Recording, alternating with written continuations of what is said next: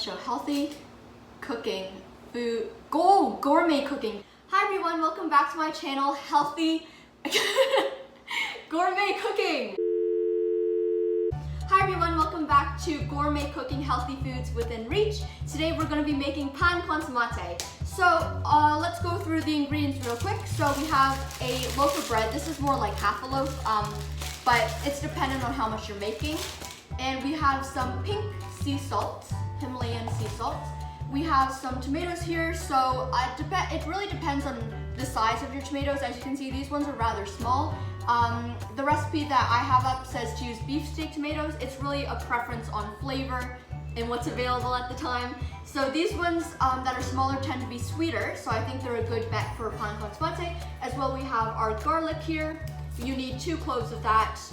Of course, that's can be adjusted due to flavor, and olive oil. Again, this is just a drizzle for flavor. And as you can see for the setup, so we're gonna want to have a bread cutting knife for the baguette specifically, as well as a breadboard. And then we're gonna be getting a grater out as well to grate the tomatoes. And as you can see here, we have this little pan con tomate sorter, which we got in Barcelona when we first tried pan con tomate. So it actually sorts out your tomatoes and your garlic and your salt for you, which I think is super cool if you have pan con tomate a lot. So to get started, I'm gonna start cutting the bread. And so you're gonna wanna cut as much as you want to have. So my family really likes pan con tomate, so I'm gonna be cutting about half of this loaf or more. So the cool thing about pan con tomate, I've done this meal several times for my Spanish projects as well.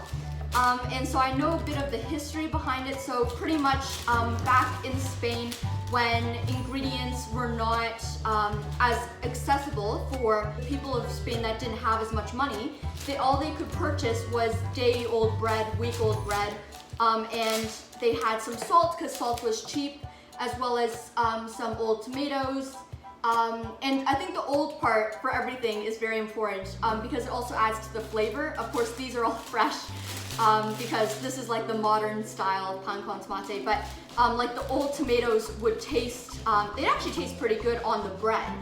So that's why they would add it to the bread, because the juice in there was a little, it made the bread more soggy, so it made it softer. That's the whole point of adding tomato to the bread, is to make the bread soft, because the day-old bread's gonna be harder, or week-old bread's gonna be hard. And then to add some flavor, they would add on their garlic, and they would add some olive oil on top, because olive oil back then was pretty accessible, because everyone had olive oil, so they would just add a drizzle of that. So that's kind of the history behind it if you're interested in that. And I just know that again because of like when we went on vacation, they explained it to us, and also because I've done this many times for Spanish projects. Yeah, I said half the loaf. What we're gonna need now is a bowl, and we want to grate the tomatoes into the bowl. So we'll do that now. Okay, so with your grater, you're gonna want to use the side with the larger holes. And I'm just gonna grab a tomato. And also you wanna make sure you wash them. So again, you just kind of want to go down and just grate as much as you can. And so you might be able to tell, like at first it's a little hard to get the grating going, and then once you have it, there's a lot in there now. You're gonna wanna be careful with your fingers here, which is kind of funny because this is in a way similar to the other tomato dish I made. Okay, so now that this is done, I'm just gonna leave it here for now. Okay, so look at that. That's actually, I don't know how much the camera can get, but there's actually a good amount. There's a fair bit in here. So we're gonna do one more tomato. So actually similar to the beefsteak one. So like I said, this recipe, because it's dependent on how many people you're serving, it will change the amount of ingredients as well as the type of ingredients you have. So it already smells great. The tomato itself reminds me of pan con tomate. So now there is a good amount in here. So look at that. Now you're gonna wanna get a cutting board because we're gonna be cutting the garlic. Okay, another thing I'll note is in the last video I was using the cutting board improperly. So you want the cutting board to be face up where there's like these lines on the edge, and so they're supposed to catch any of the liquids that come out to kind of save you for cleaning up later. Okay, so we're gonna be using 2 cloves of garlic. So I think 2 is a good way to go, even if you're making a small amount, because you really want that flavor. So I'm gonna take this one here. You can also heat up the garlics as well if you like that roasted garlic taste.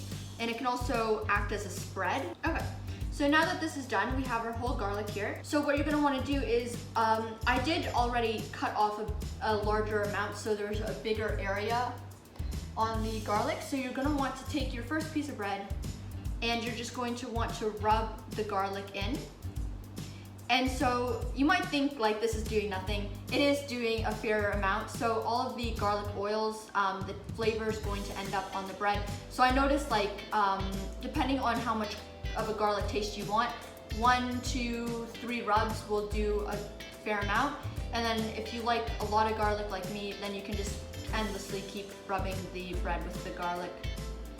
If you smell it, it smells a lot like garlic. And then if you realize that it's starting to dry up a bit on the garlic, then you can just cut another sliver off.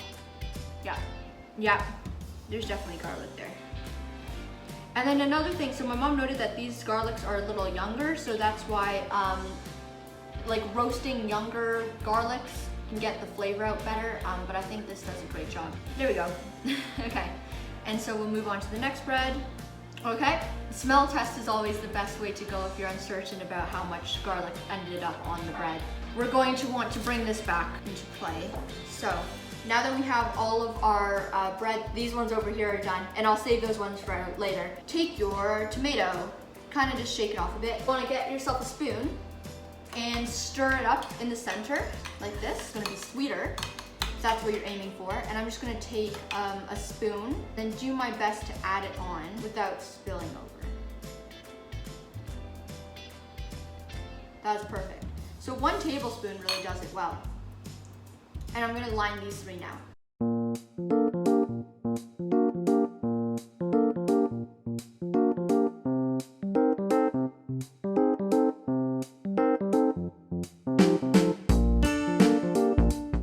Now that all of the pan con tomates have their tomato on top, you're gonna take your pink salt and do like a quick swish swish on top of all 4.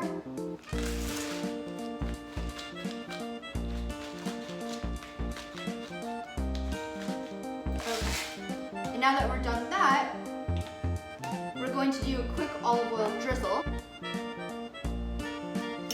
Okay. Just a quick line across does the job well. That was a little too. Okay, that was a little too.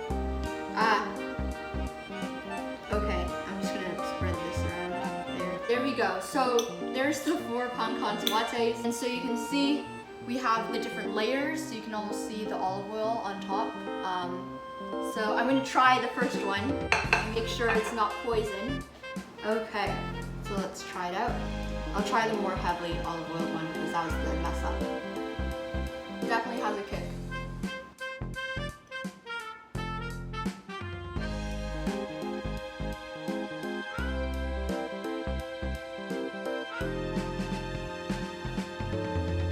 Wow, that's a thumbs up on my end.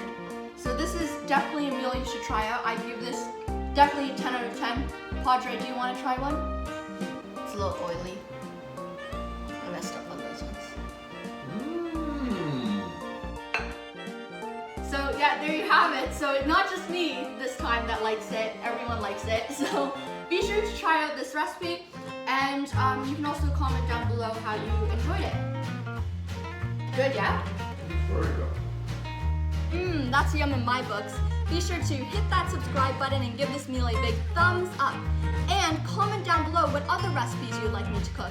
In the meantime, you can check out my next cooking video as well as the Gourmet Cooking Healthy Foods within Reach playlist. Thanks for watching!